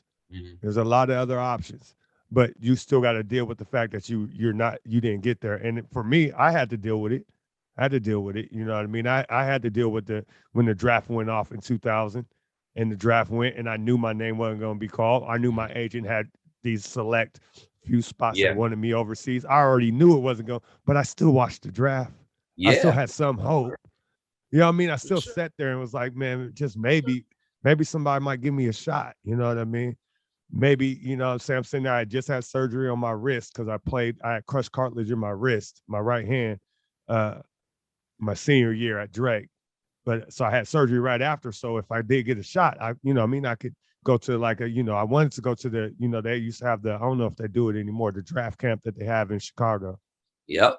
Yeah, Yep. that. So, and I remember sitting there, and I was in Des Moines, Iowa, and I believe Chicago is driving. I know it's driving distance because we For drove when sure. we played Chicago, Iowa, and I debated like, I mean, I didn't get the invite, but what if I just pull up? You know what I Show mean? up. Like, I should just, man. Hey, look, my Dante, because dude. that's what we did.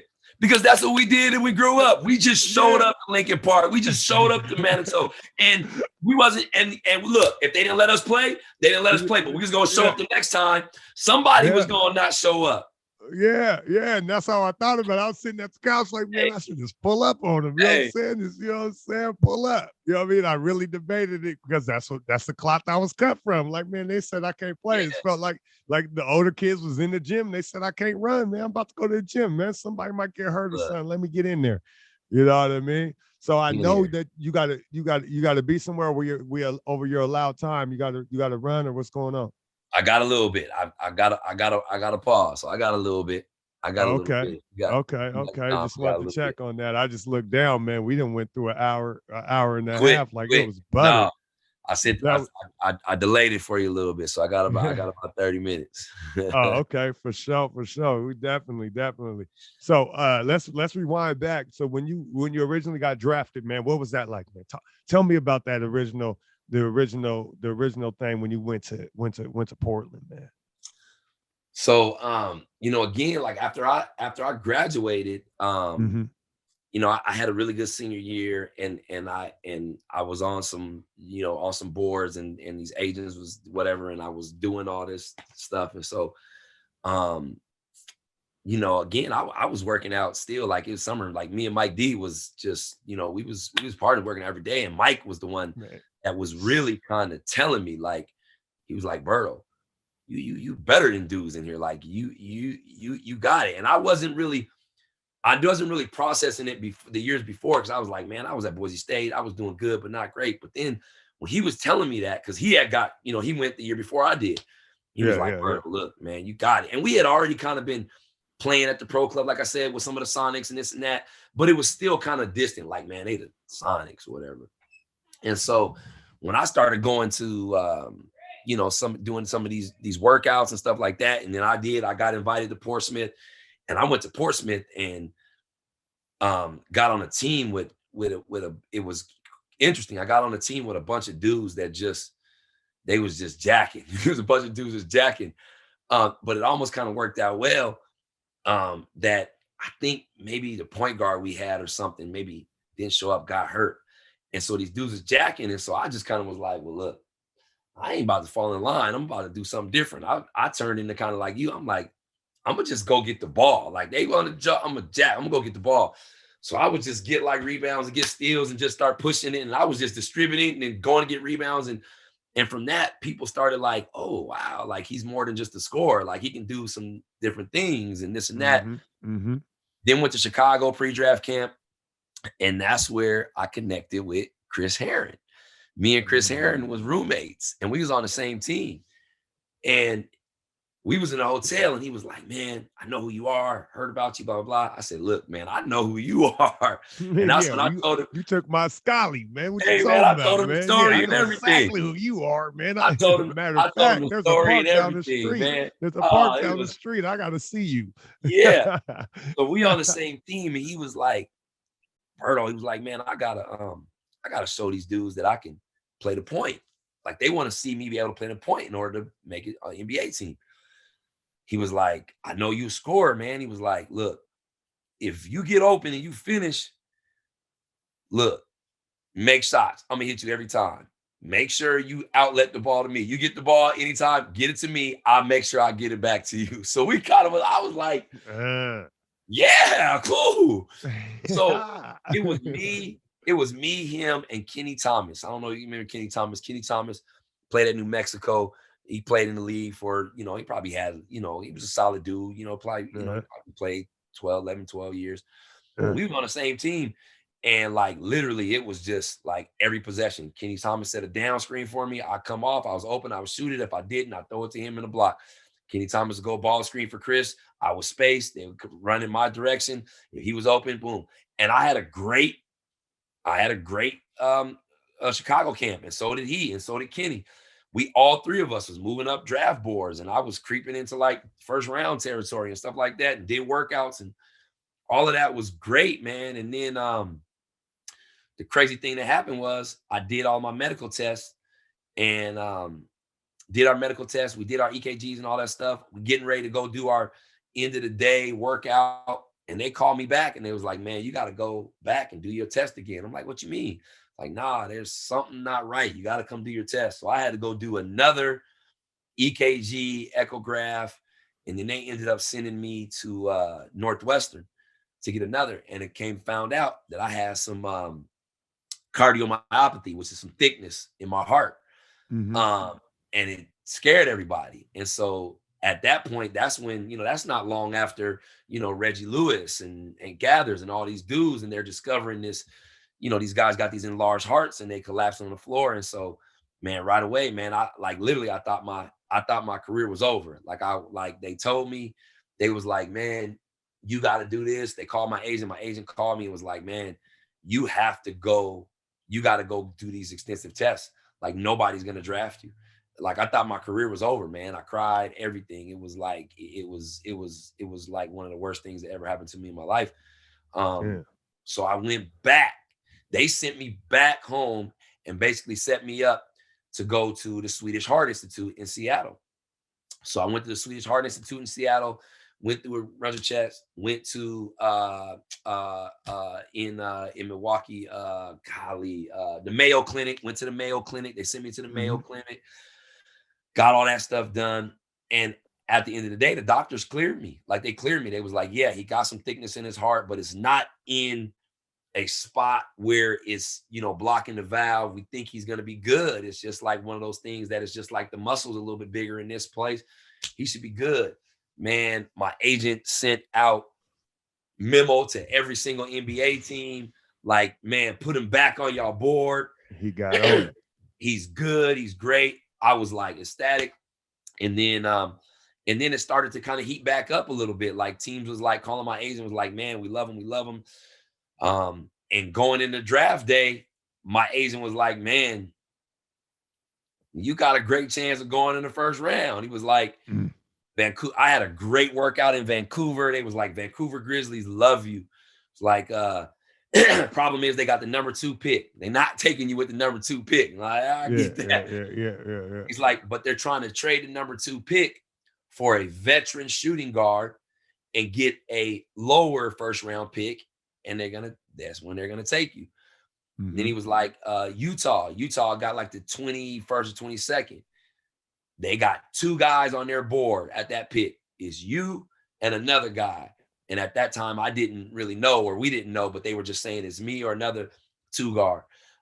They were like, these teams is like on you. I'm trying to think of who else. There was another team that was talking. Detroit really loves you. They got a high pick in the first round, so they probably won't take you first round, but they got a really high pick in the second round. So at that point, I was like, man, this is great. Man, I called my grandmother, 40 the Pacific, man, the house I grew up in, man. We had everybody was there, man. It was like all my family, all my friends.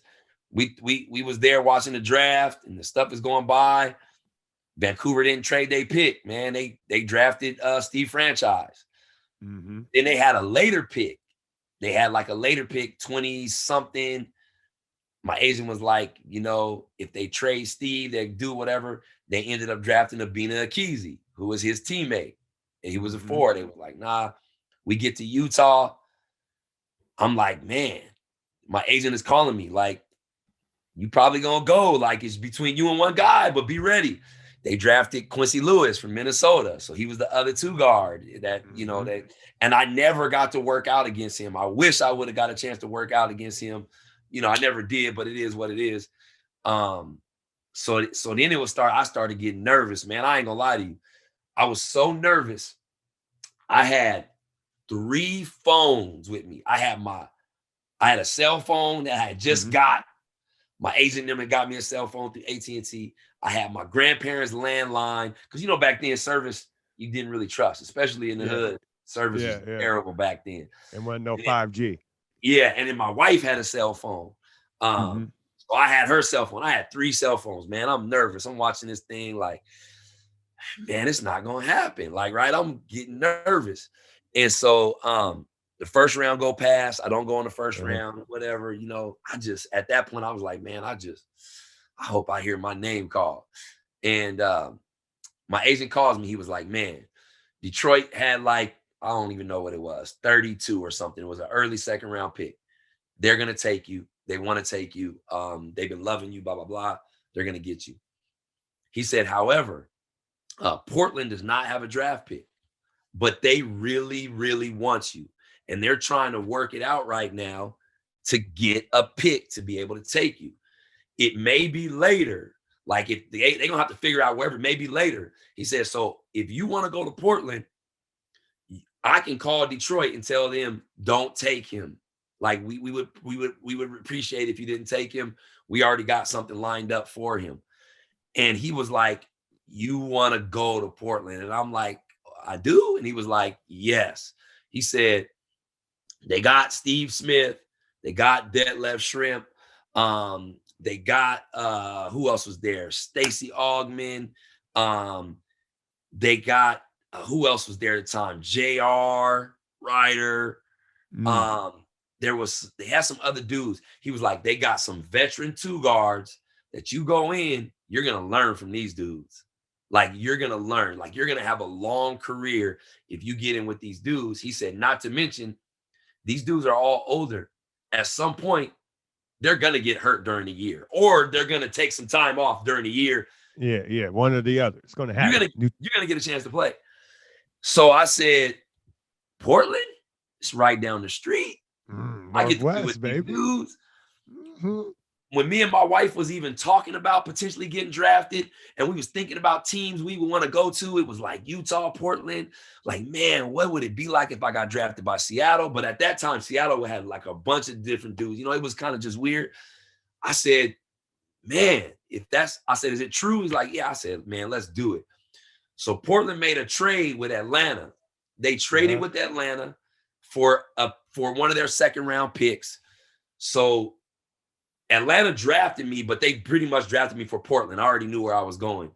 But even though my agent told me that, you still didn't know, right? Like, I'm like, man, he's saying that, but he also said that Vancouver was going to do this and Utah was going to do this. And so I'm nervous. Yeah. But then, man, it was like my name got called and I kind of didn't, it was kind of like so eerie. I didn't really realize it at first. Like I heard it, but I didn't hear it. I was kind of like out of it. And just my family just went crazy. And when they went crazy and they heard my name, I just broke into tears, bro. I ain't gonna lie, man. Like everything that I ever had done, like it was like that was the moment, man. Like when I was in 5th grade, man, I used to be out there, like I said, shooting in the garbage can, shooting in the thing. My grandfather told me, he was like, you think you're gonna make it like these dudes? You're not making it to the NBA. He told me, you're not making it to the NBA. And I was like, what you mean? He said, you know how much time these dudes spend, all the stuff you see on TV, you see Magic and Dr. J, them dudes spend way more time. They like, you don't. And I remember my grandfather telling me that, man. And I know my grandfather, he didn't do it out of maliciousness. He did it out of the motivation. He like, okay, I'm telling you, you're not going to make it because of how much time you're going to spend. Let's see if you do it.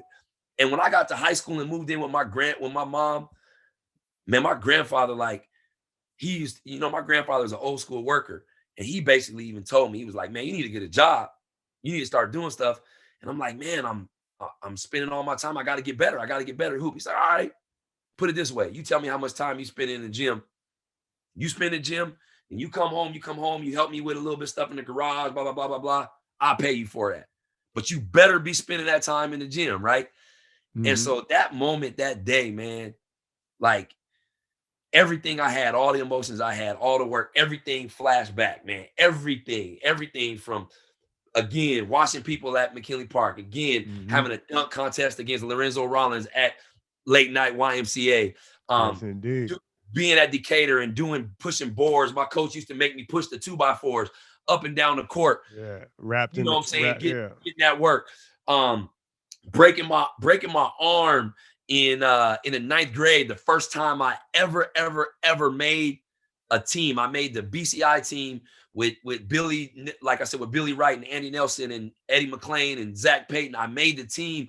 It was the first time that I ever felt like anybody acknowledged me as a good basketball player. Broke my arm, didn't go to a trip. I was at Sprinker, Lakewood Y, with a cast on my hand, playing all left-handed. People was getting mad at me because I was knocking them with the cast and stuff, and they would want to fight me. Like, all of that stuff, like, came back, and it was absolutely the greatest.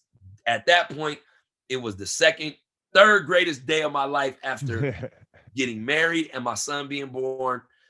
And to this day, it's top 5 greatest day after my kids being born, and winning a championship, winning the D-League championship. I would say, like, that is just, it just, all the emotions and everything just came out of me. And it was, again, it was accumulation. It was a culmination of everything that I did. And just like I said, it was an incredible feeling. And I never, no matter what I've gone through, like that day, like, no one could ever erase that. Like, that's going to be, that happened. Yeah. And like I said, people was there, man. And at that point, like, I felt like I did, man. I felt like I did it for Tacoma, man. I felt like I did it for Barson Collins. I felt like I did it for Anthony Anderson, man. I felt like I did it for Jeff Drinkwine. I felt like I did it, for Ed Boyce. I felt like I did it for Quincy Wilder. Like, I mean, I did that, and it was just, it was so much. I had so much. I felt so proud of myself and being, because at that time, it ain't like it was then. It was not nobody else from Tacoma that was in the NBA or getting NBA looks. No. You was barely going D1 if you were from Tacoma. They weren't trying to recruit you to go D1. That's what a lot of people don't understand. I be telling people, I was like, man, when I was playing in high school, they was telling me straight up, coaches ain't coming to your city, man. They wasn't. It's too wild. They're not coming. They're not coming. You can't. It's impossible.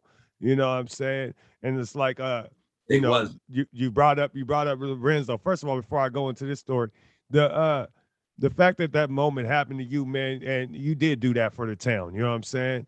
That you had that moment and you put in that work, man. So congratulations on that, man. And you just telling the story, you beaming and everything was that's what's up, man. That's what's up, man. So yeah, yeah. So I appreciate you telling us that story, man. But going into that, like even when I tell you, like you brought up Lorenzo a couple times, you know what I'm saying? He's a good friend of mine. You know, we run together, we make money together right now. You know what I'm saying? We talk Man, almost every day. Uh, that's but what's up right there. That yeah, that yeah, right there filled my heart. That's my yeah, that's my, like I said, man.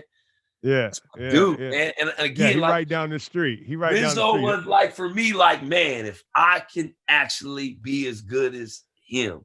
And then Yeah. from there, when I started getting good enough and we still play against each other, then we started and then started creating this bond. And I always, man, he went to Gonzaga. I almost went to Gonzaga because Ren Mm-hmm. went. I almost went, right? Yeah. Like, man, man, that's my dude, man. And I haven't talked to Renzo in years. I know I always ask people, man, y'all see Ren? When you see Ren, tell him I said, what's up, man? I miss him. That's my dude. So, man, when you see Ren, man, tell him that I still think about him, man, on a regular, man. That's Yeah, that's my guy, man. He's down the street. We're about 10 minutes away. We what's both up, live man. out on the outskirts of the city now. But yeah, that's my dude, man. Can't wait to Yeah, catch yeah. up. But even for like when he went to Gonzaga, one of the biggest thing for me, because you like I was saying, people weren't going D1 from our area. You had to go JUCO or Oh, whatever. And even I went to San Jose City. My coach was told while he was in the stands not to recruit me. You know what I mean? I And bet. he was like, don't recruit him. They, you know what I mean? He's involved in a gang. He's like a leader of a gang. He had a bunch of dudes that follow him. There's no way he's gonna make it in college. He's a knucklehead. But by saying that, I'm saying this as I'm working out. I'm like I told you, 6 in the morning, I go run. It's a Saturday. I come home. I'm stretching. I stretch and I turn on TV. I'm not really paying attention. Gonzaga's playing whoever. I don't know who they were playing. And all I hear at this time, last time I remember, Lorenzo's at TCC. EC. All of a sudden, well, at the free throw line from Tacoma, Washington, I look up like, what? What? They just set Tacoma on TV. What? I was like, hold on, they just set the town. I just start freaking out. I said, they set the town. I look up and they zoom in. It's Rain. He got the braids. Got the braids. Cold. Boom, he's shooting the free throws. They're talking about Lorenzo, one of the prettiest jumpers in college Ever. basketball. You know what I mean? And they're Ever. just talking about Lorenzo. I'm looking like, oh, it's possible. It's possible. It could happen. You know what I mean? I was like, wait a minute. Wait a minute. Ding, ding, ding, ding, ding, ding. You know, I was like, man, this guy, man, I just seen him. I've been seeing him my whole life. I've been seeing him right down the street, man. I didn't see him he was just at the Y. He was just at the Y this summer. You know what I'm saying? And, Lorenzo was modest. So Lorenzo don't even tell you he's on his way to Gonzaga. When you see him at the Y, all of a sudden he's just there. He ain't say nothing about it, man. And he went, and if you seen him and he wasn't hooping, he didn't look like he was a college basketball player. You would never know. He put on his Dickies after he got done hooping and put back on his Chucks and walked out the gym. He was with us. He was. You wouldn't know. Yeah, it was You wouldn't know. You wouldn't even know he was a hooper. You know what I'm saying? You wouldn't even know. So it just so modest with his game. You know what I'm saying? And so I mean, seeing that kind of triggered me. And I told that story a couple of different times, and even Lorenzo and I have talked about it. It was just like hilarious. Like towards the end of my career, when I was still playing a little semi-pro basketball in the area, trying to hold on to teams, just trying to hoop with the boys, just trying to hoop with Chris Hippas and what I'm saying, Anthony Andrew Saxon. Just get the town dudes together and let's go play against other cities, have some fun. I had to pull Lorenzo out of retirement, man. He gave me about 2 years. Still, man, hey, Berto, man. When I tell you the dude came back out of retirement, hadn't been playing in years, and within about 2.5 weeks, that jumper was wet again. It was stupid. Wet. That's man, the prettiest, it was stupid. Bro, that man, when you say prettiest jumper ever, like that man jumper was pretty. And I was like, that's the crazy thing too, because like you don't know, because it's again, we look, I'm overseas, I'm in the CBA, I'm doing this stuff. And I keep seeing this stuff. I keep seeing this Tacoma Titans. I keep seeing this Tacoma. I'm like, man, That was I'm me like, wilding man. out. I'm like, man, them dudes is out. Hey, I was watching y'all and seeing this and seeing the stuff going on. And everybody talking about how that, like, y'all was forming that league. And there's some stuff with some teams was breaking down and whatever. And it was just like, man, I would just give to play a couple of games. I would just give to play a couple of games with them dudes, just give the stuff to run with that. It's crazy, man. When you think back, man, like, I don't want to remiss too many people because we, like you said, we wasn't like Ren, Mike Leisure from Spanaway Lake was that Yes, guy. yeah. Man. You got Rob Preston that went to Idaho State, but they didn't really get no news. Donnell Morgan. So there was some guys. Yeah, but there like was you guys. said, it was far and few between, man. Like it wasn't like in there. Like it just wasn't. It wasn't dudes, and so we didn't have that to aspire to. But then, like you said, when it was one guy that got that break, it just helped us, man. It can happen. Because before that, like you said, all of our hoopers, that was the best hoopers. We didn't see them at college. Not a lot of times, not even high school, right? We watching Bernard and Jason Swan, and it was Park dudes. Them was the best dudes. And that's what we thought. Dudes out there. The best dudes from the city weren't even there. Yeah, the best dudes from the city. And it was like that for a while. That's what was for us. We was gonna be Park dudes. But once we saw one or two dudes do that, man, we do it. Like we could do that. It's possible. It's possible from here, man. It's possible from the forgotten city. You know what I'm saying? When it comes to these athletes, first thing they want to mention back in those days was nothing but the banging and the violence and all that stuff. It was like, being a hooper, it was like, man, we was underestimated when there was ballers. It kind of put that chip on your shoulder. You know what I mean? Just seeing dudes doing it. You were Dontay, like you was a part of that, man. Like this culture that we have now, this Northwest basketball scene, again, like I said, it's crazy. It's crazy. The talent is crazy. The opportunities is crazy. How much, bro, you were a part of that genesis that got that's why the culture is where it is right now. I appreciate you saying that, man.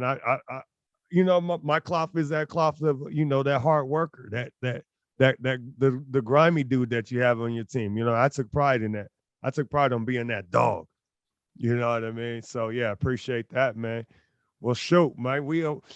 I want to thank you for coming out to Crucial Conversations, man. Is there anything in closing that you want to talk about, man? You want to holler at somebody? I'm going to definitely call in Lorenzo for you and tell you. We're going to have you back on here. Look, check it though, before we go anywhere. So he's going to, he stay down the street, man. And he's actually going to come in and do his show with me. And we're actually going to have numerous shows together. So one of those shows, we're going to have to call you, get you up on here, and get it going, man, so y'all can chop it up, man. Man, you already know, man. That would be like I would be in heaven, man. Like, shoot, man. I don't know where Dre is at, but if you can get Ren and Dre on there together, boy, I mean, man, the whole crew, Coach Sean, Jerry, man, them dudes. Like I'm telling you, when I was at Decatur, we played Foss with all them dudes in the West Central districts, and we beat them dudes. When that happened, I thought I made it. I thought I made it. That's the one. That's how I looked at it, though. That was the championship right there for you. I didn't care. I didn't care about no state. I didn't care about no Garfield, no Mount Tahoma, not Mount Tahoma, but Mercer Island. I didn't care about none of that. The fact that I got that my team, I beat the town team, Foss, because they was it at that. That was that. Yeah. They had a couple years, but that was it. Man, you did something like that, man. That would make my day. So like for ended, man, I'm happy that you had me on here, be able to talk about this stuff. This stuff makes me feel good, man. It's not only like, is it therapeutic to be able to be, to be with you and spend some time with you. This stuff means everything to me, man. I love everything about, my family and this and relationships. And so, man, it made me feel good, man. So I appreciate it, man. I appreciate this morning from you. I appreciate it. For sure, man. Way to start off a Sunday, you think? You know what I mean? Hey, it's all love. It's all love. Way to start off a Sunday, man. Definitely gonna be a good day today. Yeah. You got me inspired now, though. I did my little yoga this morning, but now I'm about to go get some shots up now. I ain't gonna lie. Man, I'm thinking the same thing. I'm looking at these waves. Go get a 2-on-2 with my boys, and I might put one on them right now. I'm feeling good. They might get some buckets. They might get some buckets today. Like, Dad, you out here tripping, man. Nah, you finna get this, young fella. You finna get this work today. Got work for you today for the town. For the town, you know what I mean? Hey, man, this is like Legends Only right here talking to you, man. It's like Legends Only, you know what I mean? So we're definitely gonna have to run this back. We'll get Lorenzo on here. We'll chop it up. I know you guys' stories will be hilarious, man. But like I said, man, I wanted to get you on because you're doing great things. You know what I mean? You're striving as a person, man. You're putting it down for the city. You always have. And I just don't want you to be forgotten. And those that don't know you, they need to know. You know what I'm saying? They need to know that you was a bad man, drafted straight out of the city, straight out of Tacoma, put in your work. You know what I'm saying? So I got to make sure they know this. And this is the reason why I built this platform, so we ain't forgotten, so we can grow, so we can talk to these young boys, and then they can get a hold of you, and they can reach out and they can follow and get somebody out there and some other people out there that are doing positive things from our area to where they can look up to. And hopefully if they don't talk to you, they can watch from afar and get some inspiration. You know what I'm saying? So this platform that I'm creating right here is just like it's a trampoline. It's a trampoline. I want everybody to get on the platform and jump to higher levels. Grateful. You know what I'm saying? I had Q on here. I told Q I was going to have you on here. I had to have you on here because if you don't know anything about me, man, I've become a very spiritual person, man. I kind of listen to my inner energy, my inner voice. You know what I'm saying? That's how the podcast was kind of invented, man. I was one of them kids that talked to himself a lot. So during those conversations, I started talking to other people, to communicating and everything, whatnot. But your name has come up in several episodes. And so when that starts happening, it means that I got to reach out. The spirits is talking. I appreciate it. I'm grateful, man. Grateful to everybody, man, that's come across. So, man, that's what's for up. Sure. So your name's come up, and now we got you on here, man. All those guys will be happy, and for sure. So I really appreciate you coming through. And once again, I thank everybody for chopping it up with us, coming in. Thank you for chopping it up, Roberto. Not everybody chopping up because I ain't live. You guys can't talk to us. But thanks for everybody tuning in. This is Crucial Conversations, episode 19. And remember, the most crucial conversation you'll ever have is the one you have with yourself. You know what I mean? Talk to yourself accordingly. Love yourself. You know what I mean? If you got to kick yourself in the butt in the morning, do that. You know what I'm saying? All right? When they talking negative to you, you talk positive always. All right? Let's get it. Crucial. Much love. Yeah.